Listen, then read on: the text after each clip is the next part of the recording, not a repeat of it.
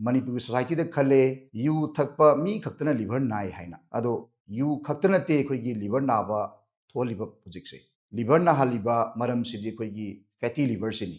yam sanna bawari ma thamjage Ilds hospital la nungdang oe haiduna nupa macha ma lai nupa macha si sahi kungani suda ngairi ado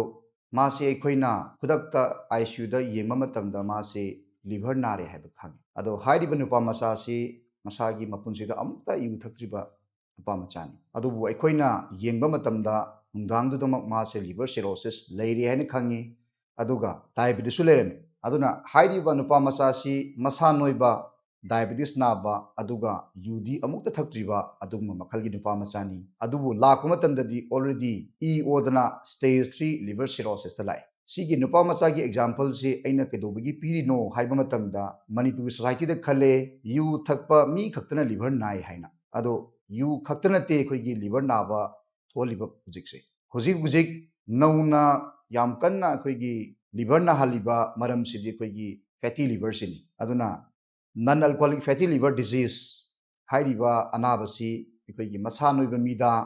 natragana diabetes naba mida adugumba liver se nahanba yamna maruiba maram amani aduna hairiba hujiki nupa macha sesu masu yu thakdragasu magi liver narai si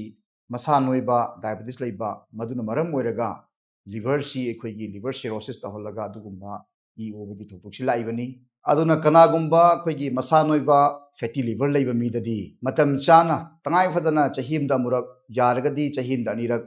hairiba liver function test ultrasound amasung fibroscan yengbiduna chap chana magi liver gi stage khangbiduna magi treatment amasung lifestyle change tobigadabani thank you